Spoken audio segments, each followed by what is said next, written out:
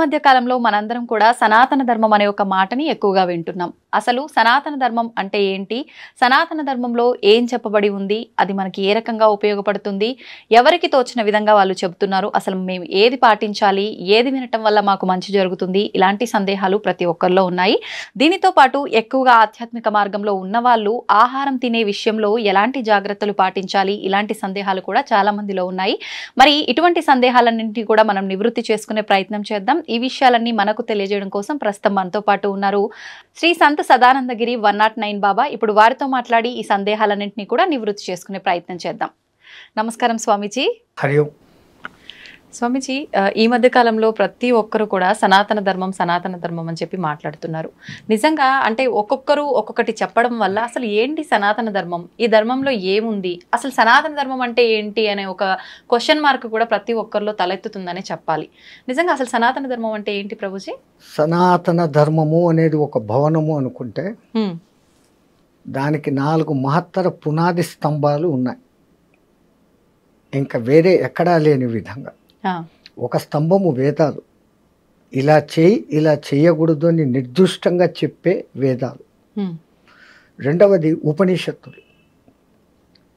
ఈ మనుషుడు ఎవడు, జీవాత్మ పరమాత్మ అంటే ఏమిటి అనే విషయాల గురించిన బోధలు 1180 ఉండే ఉపనిషత్తులు కాలక్రమంలో లుప్తమైపోయి 108గా మిగిలినాయి. దానికి కొంతమంది ఒక తమాషా కథ చెప్తారు. రాముల వారు హనుమంతుల వారికి 1180 ఉపనిషత్తులు బోధించారు. ఆయన సూర్యుని దగ్గర విద్య నేర్చుకున్న మహానుభావుడు కాబట్టి అన్ని బుర్రలోకి ఎక్కాయి. మహాత్మా, యుగాలు మారుతాయి, ఎన్ని జనాలు బుర్రలోకి ఎక్కించుకోలేరు కదా అని అంటాడు.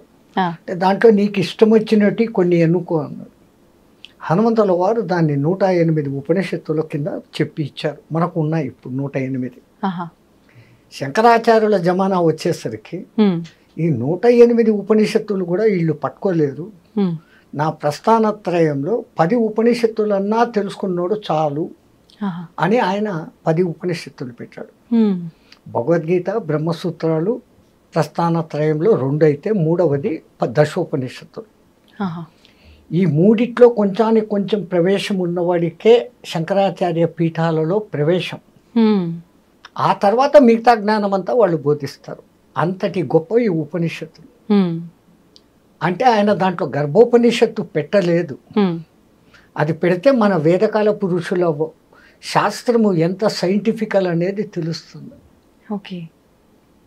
108 ఉపనిషత్తులలో గర్భోపనిషత్తు అనేది ఒకటి ఉంది.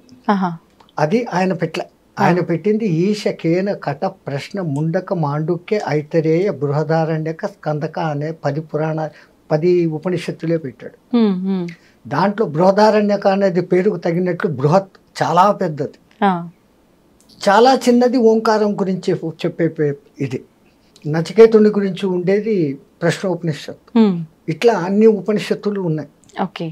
ఈ ఉపనిషత్తుల తర్వాత 18 ప్రధాన పురాణాలు.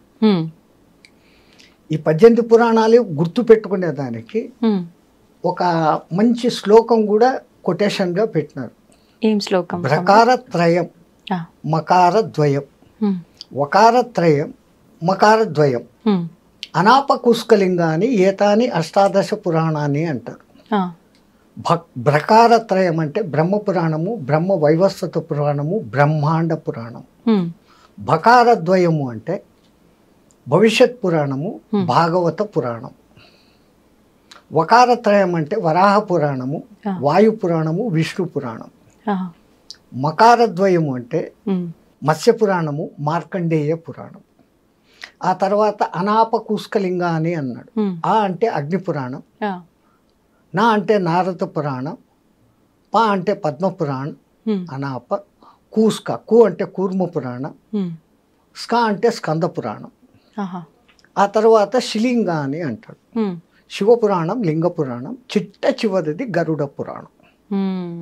ఆయన అది చివరిలో పెట్టేసరికి అది ఎక్కడో చదవకూడదు, సచినోళ్ళ దగ్గరనే చదవాలా. ఎవడైనా పురాణాలు చదవదలుచుకుంటే ముందు చదవాల్సింది గరుడ పురాణం.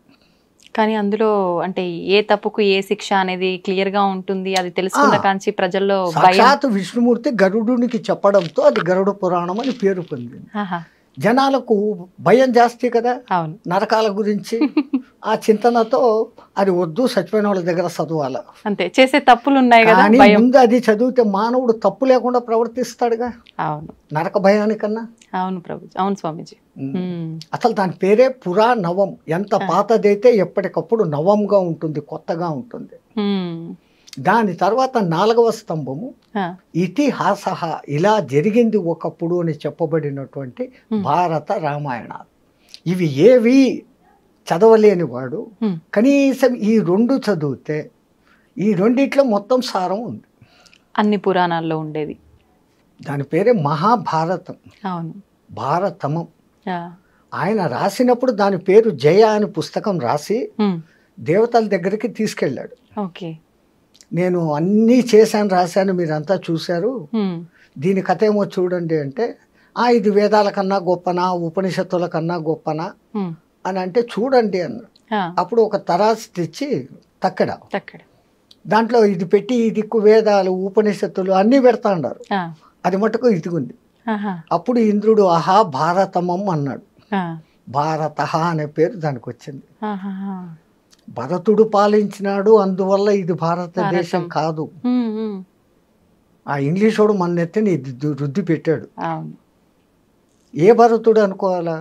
రాముని పాదుకలను పెట్టుకుని 14 ఏళ్ళు పరిపాలించిన భరతుడు ఒకడు ఉన్నాడు. తర్వాత ఋషభుని తమ్ముడు భరతుడు ఒకడు ఉన్నాడు. శకుంతల కొడుకు భరతుడు ఒకడు ఉన్నాడు. ఇంకా మన చంద్రవంశ సూర్యవంశ రాజ్యాలలో 2, 3, 4, 5 మంది భరతులు వస్తారు. అందుకు కాదు ఈ భారతదేశం వచ్చింది. భా అంటే భాస్వత, వెలుగు. వెలుగు అంటే జ్ఞానం. ఆ జ్ఞానము యందు సదా రతీయులై ఎవరు ఉంటారో వాళ్ళు భారతీయులు. ఆ భారతీయులు నివసించే దేశం భారతదేశం. ఇంత గొప్పతనం ఉన్న దేశం మనది. అందుకే ఇక్కడ సనాతన ధనం వెళ్ళి విరియడము, ఆ పరమాత్ముడు ఇక్కడే ఎక్కువ సార్లు జన్మ తీసుకోవడము జరుగుతుంది. రెండవది, భారతదేశ చిత్రపటం కొత్తది. ఇప్పుడు చూస్తే అది ఒక శివలింగం గుర్తులోకి ఇమిడిపోతుంది. దక్షిణ భారతదేశము, అండమాన్ నికోబార్లు, ఈ పక్క లక్షద్వీపు, పారాద్వీపులు ఉన్నాయి. ఇవన్నీ శివలింగం యొక్క పీఠం. గుజరాత్ నుంచి కలకత్తా, ఆ పక్క నాగాలాండ్ వరకు ఉండేది పానపట్టం. పైన ఉండేది శివలింగం. కాశ్మీరు శివలింగం. గంగా నది అక్కడ శివమాలయాలలో పుట్టి మనం అభిషేకం చేస్తే నీళ్లు లింగానికి చేస్తాం. పానపట్టంలో పడి అది గంగా సాగర్ దగ్గర కలకత్తాలో ఆ గంగ నీళ్లు సాగరంలో కలుస్తాను. అది పేపర్ ఉంటే మీకు డ్రాయింగ్ గీసి చూపిస్తే క్లియర్ గా తెలుస్తుంది. ఇది ఇమాజ్ చేస్తే కూడా యూ కెన్ ఇమాజ్ ఇట్. మిగతా ప్రపంచంలోని ఏ దేశము ఆ లింగంలోకి సెటప్ కాదు. ఒక్క భారతదేశానికే ఆ గొప్పతనం ఉంది. మరి ఇంత గొప్పదైన భారతదేశం భారతదేశం అని పిలువబడేదానికి ఇంకొక అర్థం కూడా ఉంది. ఏంటి స్వామిజీ? సంగీతమపి సాహిత్యం సరస్వతీ కుచద్వయం ఏకం ఆపాత మధురం అన్యదాలోచనామృతం అంటారు. అంటే మనం పాలు తాగే బిడ్డలమైతే మనకు పాలిచ్చే తల్లి సరస్వతి. ఆ తల్లి ఒక స్తనపు పాలు సాహిత్యం అంట, సత్హితం.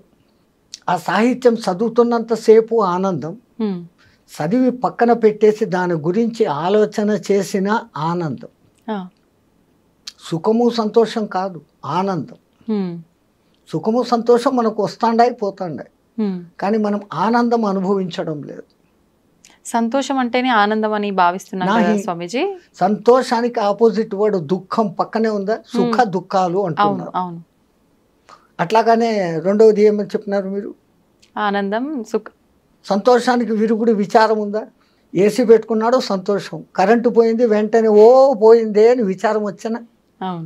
తో ఆనందానికి నెగిటివ్ వర్డ్ చెప్పండి. లేదు. ఆనందో బ్రహ్మ, ఆ నిరాకార పరబ్రహ్మ ఆనంద స్వరూపుడు. వాడి నుంచి వచ్చాం మనం. వచ్చి మనం ఆనందులం అన్న సంగతి మర్చిపోయి సుఖాలు సంతోషాల వెంటనే జీవితాన్ని గడుపుకుంటున్నాం. మరి నిజమైన ఆనందం కలగాలంటే ఎలా ఉండాలి మానవుడు? అప్పుడప్పుడు మనకు కలుగుతుంది. ఒక చిన్న పాప, ఒక 8-9 నెలల పాప పండ్లు కూడా వచ్చి ఉండవు. అది నిద్రలో కిసిక్క నవ్వుతుంది. ఆ నవ్వును చూసినప్పుడు మీకు సంతోషమా సుఖమా? ఆనందం. అది అనిర్వచనీయమైన భావన, అది ఆనందం. ఇప్పుడు ఎక్కడో మీరు మైసూరుకు పోయి బృందావన్ గార్డెన్స్లో ఆ మ్యూజికల్ ఫౌంటైన్ దగ్గర పోయినారు రాత్రి 7 గంటలకు.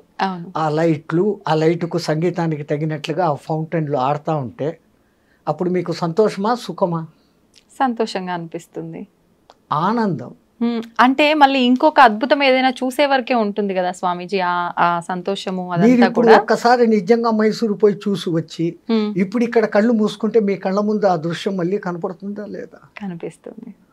శివునికి ఒక్కడికే 3వ కన్ను కాదు తల్లి, మనకు కూడా ఉంది. మనం దాన్ని నేను నేను అనుకుంటూ మూసి పెట్టేస్తున్నాను. ఈ నేను వదిలి మనము అన్న భావనలోకి వస్తే, మనము నిజమైన ఈ మనము కాదు, ఆ భావనలోకి వచ్చినప్పుడు ఆ కన్ను తెరుచుకుంటే విశ్వమంతా ఆనందమయం.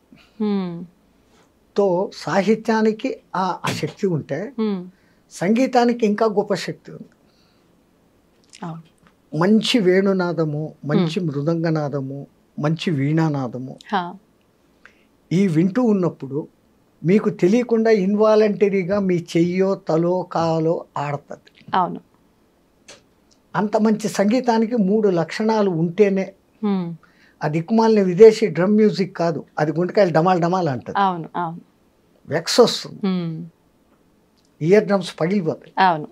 కానీ మన సంగీతానికి తను డోలే మను డోలే కోను బజాయే రే ఓ బాసురియా అని ఇట్లా ఇట్లా నువ్వు ఊగుతాం, ఇన్వాల్వ్ అయిపోతాం తెలియకుండానే. అవును. కనీసం కాలో చెయ్యో ఏదో ఒకటి ఆడుతుంది అంతే. మరి ఆ సంగీతానికి ఆ శక్తి వచ్చేదానికి 3 లక్షణాలు ఉండాలి. ఆ సంగీతం భావయుక్తంగా ఉండాలా, సరి అయిన రాగయుక్తంగా ఉండాలి. భైరవీ రాగము, శంకరాభరణ రాగము, ఏ రాగంలో పడితే ఆ ఇది వస్తుంది అనేది తెలిసి ఉండాలి. భావం బాగుండాలా, రాగం బాగుండాలా, ఈ 2 బాగుంటే సరిపోదు. దానికి తగిన తాళం ఉండాలి. ఈ భావ రాగ తాళాల మొదటి అక్షరాలే భారత. అందుకే ఆ తల్లి సరస్వతి పేరు కూడా భారతి. అంత గొప్ప దేశంలో మనం మానవ జన్మ ఎత్తడమే ఒక గొప్పతనం. అంటే ఆ జన్మ ఈ భారతదేశంలో జరగడం అనేది ఎన్ని జన్మల పుణ్యం చేసుకుంటే కలిగింది. అది దిక్కుమాలినట్లు నేనేదో పాపిని అనుకోవడం కాదు. ఎంతో పుణ్యం చేసుకుంటే ఇక్కడ పుట్టాం, ఛాన్స్ ఇచ్చాడు ఆయన. ఈ జన్మను మనం పూర్తిగా తరింపజేసుకోవాలి. అట్లా రామాయణ భారతాలు ఇంట్లో పెట్టుకోరా, నువ్వు చదవకపోతే ఇంట్లో భారత రామాయణాలు పెట్టుకోని పథకాలం వాళ్ళు ఎందుకు చెప్పేవాళ్ళు అంటే, ఏదో ఒక దినం దుమ్ము దులుపుతూ ఒక పేరు చదువుతావు, అర్థమవుతుంది. అవును, అంత అర్థంతో చెప్పారు. భారత చరిత్ర అంటే మన భారత చరిత్ర. కురుక్షేత్రం ఎక్కడో లేదు, మన మనోక్షేత్రమే కురుక్షేత్రం. అంతే. మనలో ఉన్న దుష్ట భావనలే కౌరవులు, మనలో ఉన్న సద్భావనలే పాండవులు. భూమిపైకి వచ్చి ఒక జన్మ తీసుకున్నాను అని అంటే నేను అసలు పుట్టిన దానికి అర్థం ఏంటి అనేది నాకు నిజంగా ఎలా తెలుస్తుంది స్వామీజీ? ఇప్పుడు పుట్టిన దగ్గర నుంచి తల్లిదండ్రులు, తర్వాత కొంచెం పెద్దగా అవుతాం, చదువులు, బాధ్యతలు, తర్వాత పెళ్లి, పిల్లలు, మళ్ళీ ఒక కుటుంబం ఏర్పడుతుంది. వీటిల్లోనే కొట్టుమిట్టాడుతూ ఉంటాం. అసలు నా జన్మకు అర్థం ఏంటి అని అంటే ఏంటి అని చెప్పొచ్చు? ఎలా తెలుసుకోవచ్చు? అద్దంలో చూసుకొని ఇట్లా అట్లా అనుకోకుండా ఈ అద్దంలో కనపడుతున్న నేను అని పిలువబడుతున్న వాడిని ఎవరిని చిన్నప్పటి నుంచి తల్లిదండ్రులు సునీత, సీత, రామయ్య, సుబ్బయ్య అని వాడిని పేర్లు పెట్టి పిలుస్తూ ఉంటే విని విని విని నా పేరు ఇది అనుకుంటున్నాడు జీవాత్మ. అవును. అక్కడి నుంచి వాడు భ్రమలో పడి నాకు అది కావాలా, నాకు ఇది కావాలా అని మొదలు పెడతాడు. నాది, నా వాళ్ళు అన్నది మమకారం, నాది అన్నప్పుడు అహంకారం. ఈ 2 వచ్చి కూర్చుంటాయి. ఈ రెండింటిని తోలేసి నిన్ను నువ్వు గుర్తించుకొని ఎందుకు ఈ జన్మలోకి వచ్చాను, దీన్ని మళ్ళీ పునర్జన్మ అనేది లేకుండా ఈ జన్మనే కడసారి జన్మం చేసుకునే ప్రయత్నం చేయాలి అనే దానికి అవకాశం ఇచ్చేదానికే పరమాత్ముడు మనకు ఇంతకుముందు జన్మల్లో చేసిన పాప ఫలితాల పుణ్య ఫలితాలకు కొన్ని యమలోకంలో శిక్షలు, స్వర్గంలోకంలో ఆనందాలు ఇచ్చి మిగతా బ్యాలెన్స్ ఇక్కడ నువ్వు అనుభవించు. అట్ ది సేమ్ టైం ఇవి కాదు నేను ఈ జన్మలు ఎన్ని ఎత్తుతా ఉన్నాను, ఎన్ని పోతా ఉన్నాను, కావాల్సింది నాకు ఆ మోక్షము అనే ముక్తి అనే విషయానికి పోవాలా అని మన పెద్దవాళ్ళు చెప్తారు. మరి పూర్వజన్మలు మనకు గుర్తులేవు, రాబోయే జన్మలు గుర్తులేవు. అవును, అసలు అవి ఉండాయా లేవా అని చాలా మంది విపరీతంగా అంటారు. కొంపదీసి పరమాత్ముడు మనకు పూర్వజన్మ జ్ఞానము, భవిష్యత్ జన్మ జ్ఞానము ఇచ్చాడు అంటే ఈ జన్మ కర్తవ్యాలు మనం ఏమన్నా చేయగలమా? అసలు అదే ఆలోచిస్తూ ఉండిపోతాం. 24 గంటలు ఆ ఆలోచనే. అవును, 12 గంటలు గత జన్మ గురించి, 12 గంటలు రాబోయే జన్మ గురించి. అంతే. మళ్ళీ ఈ వర్తమానాన్ని నువ్వు ఏం చేసుకున్నావు? నీ చేతులారా నువ్వు పాడు చేసుకున్నావు. అందుకని పరమాత్ముడు మనకు ఆ మాయ కల్పించి ఉన్నాయి అన్న సూచన ఇస్తాడు. అది వేదంలో రాయబడి ఉంది. క్షీణే కర్మ పునర్జన్మతి. పుణ్యాలు నశించినా స్వర్గం నుంచి కూడా తను తరిమేస్తాడు. స్వర్గ సుఖాలు ఏముంది? ఒకటే 24 ఏళ్ల వయసు, ఎక్కడ చూసినా పూలు చెట్లు ఆనందం, ఆకలి లేదు. ఎన్నాళ్ళేది బోర్ జన్మ. అక్కడికి వాడికే పిచ్చి పెట్టి నేనే పోతాను రా అంటాడు. అట్లాగనే నరకంలో హింసలు. కానీ అసలైన హింస ఆ కర్మలన్నింటినీ మళ్ళీ ఇక్కడ నువ్వు అనుభవించేదానికి పంపిస్తాడు. మనం ఏ ఇత్తనం నాటితే ఆ పండే వస్తుంది కదా తల్లి. అవును స్వామిజీ. అట్లాగనే మనం ఏం చేస్తామో అదే రిటర్న్ వస్తుంది. ఆ రిటర్న్ రావడం ఎక్కువ రావచ్చు, తక్కువ రావచ్చు, తొందరగా రావచ్చు, లేటుగా రావచ్చు. ఒక చిన్న ఉదాహరణ కథ. ఒక ఊర్లో 2 మిత్రులు చాలా క్లోజ్. ఒక ఆయన ఏమో బెల్లం వ్యాపారం చేస్తాడు, ఒక ఆయన ఏమో జొన్నల వ్యాపారం చేస్తాడు. ఈ బెల్లం వ్యాపారి కనింగ్ ఫెలో. తన సొంత అత్తమామలు వచ్చినా, అమ్మా నాన్నలు వచ్చినా కానీ తూకంలో మోసం చేసి అమ్మేది వానికి జన్మ తక్ వాటిలో పేరుకుపోయింది. జొన్నల వ్యాపారి నికార్సు, ఏదో తనకు వచ్చే లాభాన్ని చూసుకుంటాడు. బెల్లం వ్యాపారికి లాభం వస్తుంది, వాడు లాభంతో తృప్తి పడకుండా అధిక లాభానికి తూకంలో మోసం చేసేవాడు. దురాశ అక్కడ ఉంది. తూకంలో మోసం చేసేవాడు. ఒకసారి ఈ జొన్నల వ్యాపారికి బెల్లం అవసరమైంది. ఈయన దగ్గరికి వచ్చాడు. 1 కేజీ బెల్లం మీరా, ఎంత అన్న, ఇంత అన్న, డబ్బులు ఇచ్చాడు. వీడు స్నేహితుడు అని కూడా చూడకుండా ఆ తూకం రాయి కింద ఇంకేందో పెట్టి 900 గ్రాముల ముద్ద ఇదో రాయని ఇచ్చాడు. ఆడ తీసుకెళ్ళిపోయాడు. ఆయన పోయిన కొంచెం సేపటికి ఈ బెల్లం వ్యాపారి భార్య, కోళ్లకు జొన్నలు అయిపోయినాయి, నువ్వు వెళ్ళి తీసుకురాపో మీ వాడి దగ్గర. ఈయన కొడుకును షాప్లో కూర్చోపెట్టి సంచి తీసుకుని ఆడికిపోయినాడు. ఒరే 1 కేజీ జొన్నలు లేరా, ఎంత, ఇంత ఇచ్చాడు. ఈయన లోపలికి పోయి సంచిలో జొన్నలు తెచ్చి ఇచ్చాడు. వీడికి కనింగ్ ఫెలో కదా, ఆ చేతిలో పట్టుకోగానే ఇదేమో కేజీ ఉన్నట్లు లేదే అనే డౌట్ వచ్చింది. ఒక దిక్కు స్నేహితుడు మంచోడు, వాడు మోసం చేయనోడు అని తెలుసు, నేను మోసగానన్న సంగతి వీనికి తెలుసు, అయినా డౌట్ వచ్చింది. వాడి బుద్ధ లాంటిది కాబట్టి. దారిలో పోతా పోతా ఒక ఎలక్ట్రానిక్ తూనిక మిషన్ ఉంటే అక్కడ పోయి చూశాడు. 900 గ్రాములు ఉంది. అన్న అని మళ్ళీ ఇంకో 2-3 తీసుకొని వాడి దగ్గరికి పోయినాడు. నువ్వెంతో నిజాయితీ పరుడు అని అందరూ చెప్తారు, స్నేహితుడిని, ప్రాణ స్నేహితుడిని నన్నే మోసం చేస్తావా, ఏమైందిరా? ఏ ఇది 900 గ్రాములే ఉంది. నా తప్పేం లేదు, నువ్వు వచ్చి జొన్నలు అడిగే సమయానికి నా కేజీ రాయి కనపడలే. ఇంతకు ముందే నీ దగ్గర బెల్లం తెచ్చుకున్నా కదా, కేజీ బెల్లము, ఆ బెల్లం నాడపెట్టి తూకం వేసి ఇచ్చిన, నువ్వు ఇచ్చిన కేజీ నీకు ఇచ్చినాను. ఇప్పుడు వీడు తేలు పుట్టినా అంతే, తో జో గియా ఓ భరేగా.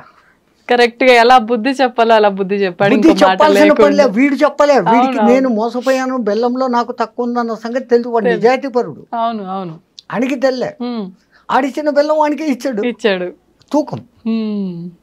తో జో బోయగా ఓయి పల్పాయగా. అంతే, ఎవడు ఏం చేస్తాడో వానికి అదే వస్తుంది. ఇది చెడ్డ చేస్తే ఇట్లా, అట్లాగానే మంచి చేస్తే. ఒక డాక్టర్ ఫ్యామిలీ ఎవరో పెళ్లికి ఎక్కడికో పోయారు కారులో. పెళ్ళి అయిపోయింది, రిటర్న్ వస్తాను. రాత్రి 7:30-8 అప్పుడు వాళ్ళ కారు నడి రోడ్లో జంగల్ మధ్యలో చెడిపోయింది, ఆగిపోయింది. వచ్చే కార్లను పోయే కార్లను ఆపుతూ ఉండరు, ఒకడు ఆగడం. 9 అయింది 10 అయింది, వీళ్ళకు భయం ఈ అడవిలో నుంచి ఏ జంతువులు వచ్చి చంపుతాయో ఏం చేయాలా అంటున్నప్పుడు ఒక సైకిల్ మోటార్ వచ్చి వెళ్ళిపోకుండా వాడంతా వీళ్ళు ఆపకుండానే ఆపారు. ఏంటమ్మా ఇంత రాత్రి ఇక్కడ ఆగారంటే మా కారు చెడిపోయింది. మీ అదృష్టం, నేను మెకానిక్ను, బాయ్నెట్ ఎత్తండి అన్నాడు. బ్యాగ్లో ఉన్న తన టూల్ బ్యాగ్స్ తీసుకున్నాడు. ఒక అరగంట పోరాడి దాన్ని రిపేర్ చేసి రెడీ చేసి, వీళ్ళు నాయనా మా ప్రాణాలు కాపాడావు, నీకెంత రిపేర్ ఛార్జ్ అందో చెప్పు, దానికి 2 ఇస్తామని. నేను మెకానిక్నే, మెకానిజం చేశా, నా షాపుకి వచ్చి చేస్తే నేను ఛార్జ్ తీసుకుంటా, ఆపదలో ఉన్నవాడిని దగ్గర నేను పైసా తీసుకున్నాను, ఇది మానవునికి మానవుడిగా చేసిన సాయం, దీంట్లో నేను డబ్బులు తీసుకోను అన్నాను. అటు బండి వేసుకొని వెళ్ళిపోయాడు, వీళ్ళు వెళ్ళిపోయారు. ఓ 4 years ఈ డాక్టర్లు ఇంకా ఇంకా ఫేమస్ అయిపోయినారు. ఒకరోజు ఒక క్రిటికల్ కేసు వచ్చింది. వాళ్ళు ఆ కేసును చూడంగానే కనుక్కున్నారు, మాకు రిపేర్ చేసిన మెకానిక్ ఈడే అని. ఆయనకి యాక్సిడెంట్ అయ్యి తల ఛిద్రం అయిపోయాడు, బతికే ఛాన్సులు లేవు. వేరే హాస్పిటల్కి తీసుకుపోతే మేము చేయమని అంటే ఇక్కడికి తీసుకుని వచ్చారు. వీళ్ళు మంచి ఫేమస్ కదా.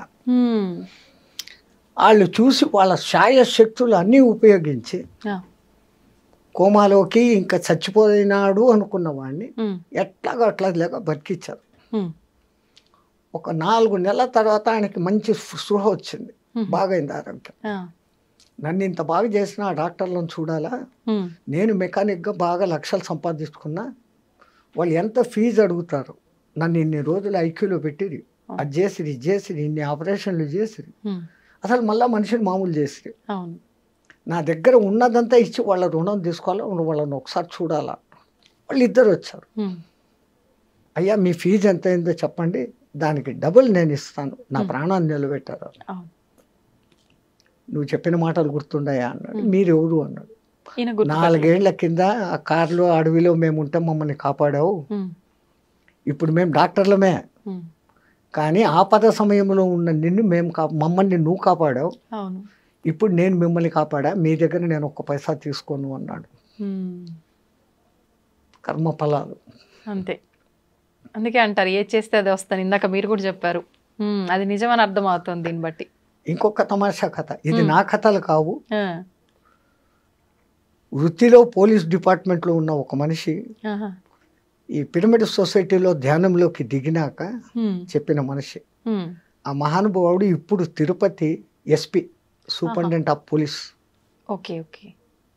ఆయనలో ఈ ఆధ్యాత్మికత ఉంది. ఆయన చెప్పిన 3వ కథ బాగా మంచి, ఈ కంప్యూటర్ ఇంజనీరింగ్లో తెలిసిన వాళ్ళు పెళ్లి చేసుకున్నారు. 2 నెలలే అయింది పెళ్ళి. ఒక దినం రాత్రి భోంచేస్తా ఉంటే ఒక దీనమైన గొంతు, గతి లేని పరిస్థితుల్లో అడుగుతున్నాను, నాకు ముందు ఇంత అన్నం పెట్టండి అని. భర్త ఇట్లా కిటికీలోంచి చూస్తున్నాడు, ఎత్తుగా చూడంగా బాగున్నాడు మనిషి. ఈమె వెంటనే ప్లేట్లో నుంచి అన్నీ వడ్డిస్తాను. దేనికి అన్నాడు. ఆయన అంత ఇదిగా అడిగాడు కదా, ఆ గొంతు ఎంత దీనంగా ఉంది, పోయేస్తాను. గొంతు దీనంగా ఉంది, మనిషి ఎట్లుంటాడో చూసావా, దున్నపోతలాగా ఉన్నాడు, పని చేసుకొని పోతకుండా ఆయనకి తిండి పెడతావా, పెట్టమాక. ఈ మాటలు ఆయనకి వినపడతాడు. వాడు అభిమానం ఉన్నవాడు, సత్య సచ్చినావు ఇంకా అడగకూడదు అని చెప్పేసి వెళ్ళిపోయాడు. కానీ వీళ్ళిద్దరి మధ్య గొడవ మొదలైంది.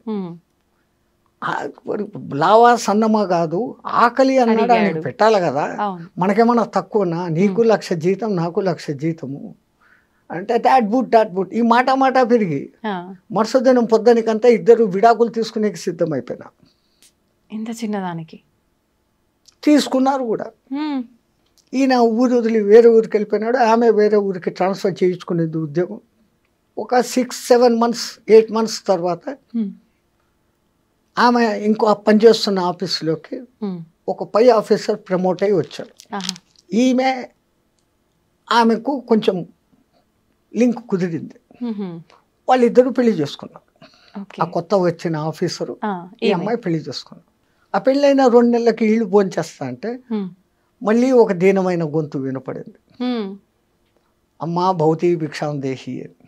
వెంటనే ఆ మొగుడు అన్నాడు, మనం రోజు తింటానే ఉన్నాం, ఫ్రిడ్జ్లో ఉండేది ఏదో ఇంత తింటాము, ఉమ్, ముందు మన 2 ప్లేట్లలో ఉండేది ముందు ఆయన కడుపు నిండా పెట్టు అన్న. ఉమ్, ఆ మొగుడు చూస్తే అట్లా, ఈ కొత్త మొగుడు ఇట్లా, దేవుడు నాకు సరైనది ఇచ్చాడు, వాడిని పంపించేశాడు, మంచిదైంది అని అనుకొని సంతోషంగా అంతా కట్టి ఉమ్, అది తీసుకొని పోయి వేసేటప్పుడు వాడి ముఖం చూసింది.